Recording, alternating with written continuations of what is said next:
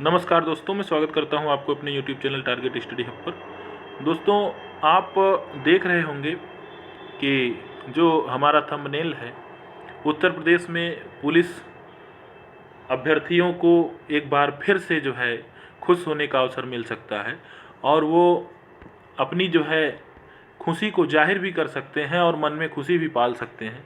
क्योंकि उत्तर प्रदेश में आप पिछले समय से देख रहे होंगे कि उत्तर प्रदेश सरकार उत्तर प्रदेश पुलिस में खास करके किसी भी प्रकार से वैकेंसियों में सिपाही स्तर की कोई कोताही नहीं की है। अगर मैं आपको दोस्तों बता दूं कि अगर आप किसी भी प्रकार के पूर्वाग्रह से ग्रसित हैं तो आप उस पूर्वाग्रह को हटा दीजिए। क्यों?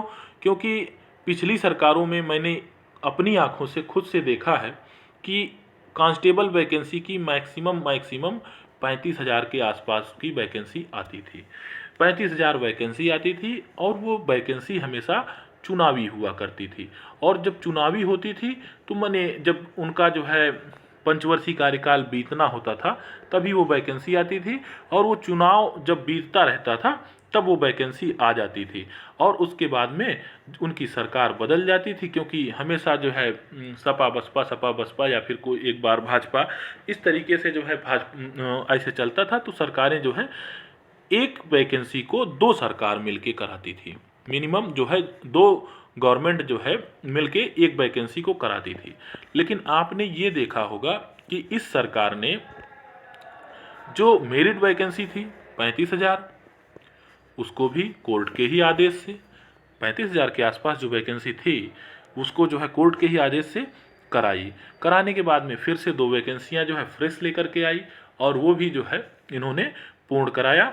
या ये जो है इनके हिसाब से ये मान के चलिए कि सीधे सीधे करीब करीब 1.25 लाख के आसपास जो है वैकेंसी इन्होंने पुलिस कांस्टेबल की करा दी और अपने आप में ये काबिल तारीफ़ है।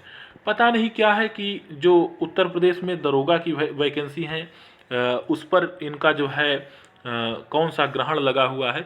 वैसे तो उसमें जो है दरोगा की वैकेंसी में भी आप ये जान लीजिए कि वो 2016 वाली वैकेंसी फंसा के रखी है। अदरवाइज वो भी जो है बहुत ही जल्दी कंप्लीट होती और नई वैकेंसी भी आ जाती अभी तक। और 2016 भी फंसाई हुई है और चुनावी मुद्दा भी है। तो उसमें जो है इनको फिर से जो है वैकेंसी 3 साल का ऐड भी कर दिए हैं। क्या है क्या नहीं कुछ उस पर क्लेरिफिकेशन नहीं है। ये मेनली जो है यूपी पुलिस कांस्टेबल पर आधारित जो है वो है।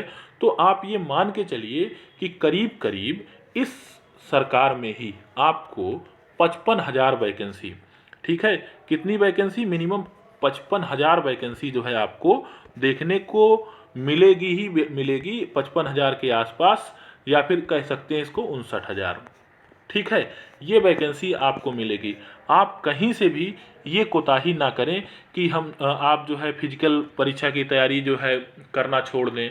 देखिए, आप ये जान लीजिए कि चाहे वो यूपीपी कांस्टेबल में जो है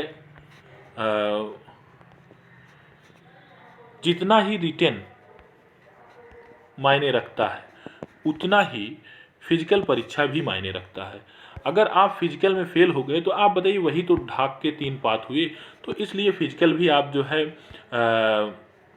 मेंटेन करते रहिए और कहीं से भी किसी भी प्रकार की कोई कोताही ना बरतिए। ये जो है मेरी अपनी व्यक्तिगत राय है आपको, और ये वैकेंसी आपको देखने को मिलेगी ही मिलेगी। देखिए, जो अभ्यर्थी ओवर एज हो रहे हैं सबसे ज़्यादा, वैसे तो रिजर्व्ड कैटेगरी में जो है 5 वर्ष की छूट है ही है, लगभग 28 वर्ष तक लोग भरते ही हैं। लेकिन जो सामान्य वर्ग के अभ्यर्थी हैं उनके लिए तो कुछ समस्या है ही है। हो सकता है उनको कोविड का भी फायदा जो है कोविड-19 ईयर घोषित करके जो है 1 वर्ष का रिलैक्सेशन देने के लिए अगर कोई डिमांड करता है तो पैंडेमिक ईयर के कारण हो सकता है उनको भी मिले। जो 40% अभ्यर्थी बचते हैं जो सामान्य वर्ग में जनरल कैटेगरी के हैं आते हैं तो उनको भी मिल सकता है, जनरल कैटेगरी को भी। लेकिन जो 10% ईडब्ल्यूएस को आरक्षण मिला है, अगर उस पर जो है जोर दिया ही जा रहा है, अगर सरकार ये बात केंद्र सरकार मान लेती है तो योगी सरकार भी जो है केंद्र सरकार के ही तर्ज पर चलती है और आपके पास जो है अभी मान के चलिए कि कुछ जितने समय हैं उसमें केंद्र सरकार यदि लागू कर देती है, तो केंद्र सरकार यदि 3 वर्ष का ईडब्ल्यूएस को एज रिलैक्सेशन देती है, तो ये मान के चलिए कि यहाँ पर 5 वर्ष तो हो जाएगा।